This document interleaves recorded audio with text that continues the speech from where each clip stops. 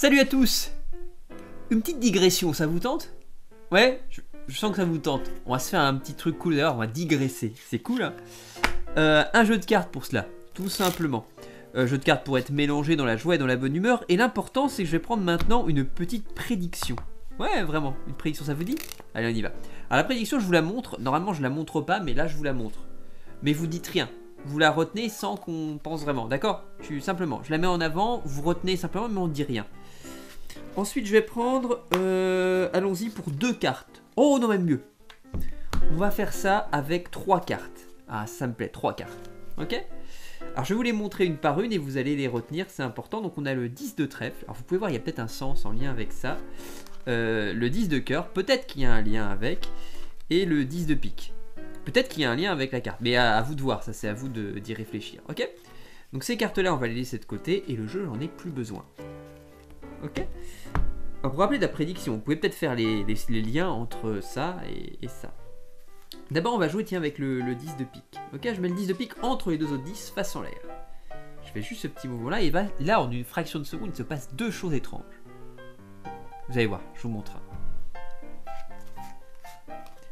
J'avais 3 cartes, dont une face en l'air qui était le 10 de pique. Donc 3 10 avec un 10 face en l'air, le 10 de pique. Maintenant, j'ai des cartes que face en bas, j'ai plus de cartes face en l'air. Mais j'avais 3 cartes et maintenant j'en ai 4. Vous voyez l'idée? Donc c'est 2 phénomènes bizarres en une fraction de seconde. Et si on peut, si vous voulez, on peut, pour que vous puissiez mieux saisir la chose, revenir un petit chouïa en arrière, là, juste comme ça. Tu t'arrêtes pas trop, parce que si tu vas trop, trop en arrière. Je garde les 4 cartes, mais je fais revenir le 10 de pique. Tu vois, donc on a la moitié. Mais vraiment, parce que je sens que tu n'y crois pas, il y a 4 cartes quand même, alors qu'il y en avait 3. Tu te rappelles de la prédiction ici? Un 10 de pique, c'est ça? Parce qu'en fait, on a 2 10 de pique, en fait. Enfin, ça me déstabilise, mais il y a plusieurs 10 de pique. C'est marrant comme truc, hein. En fait, j'ai jamais eu de 10.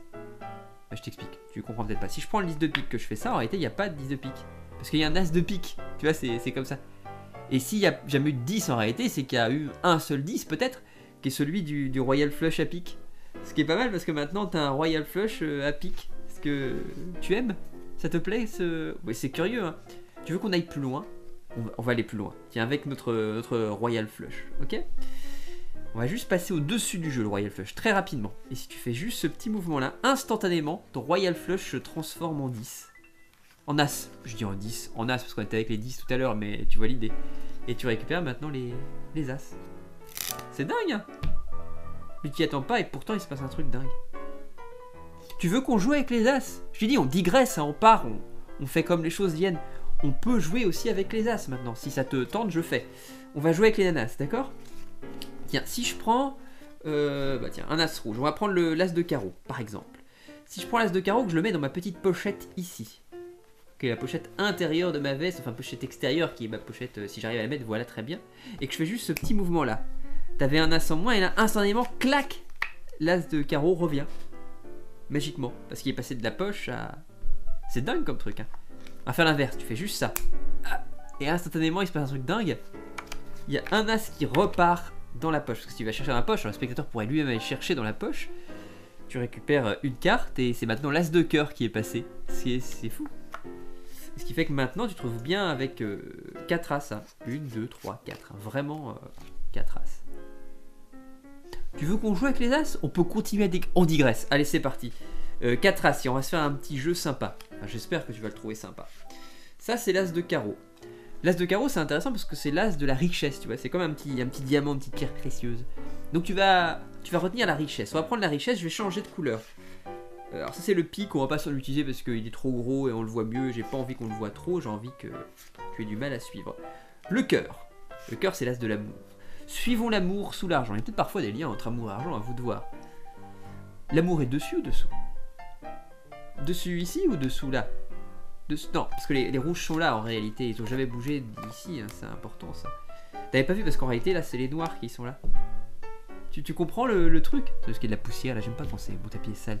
Vraiment, c'est cool comme truc, c'est cool, hein. Vous voulez qu'on le refasse? On peut le refaire si vous voulez.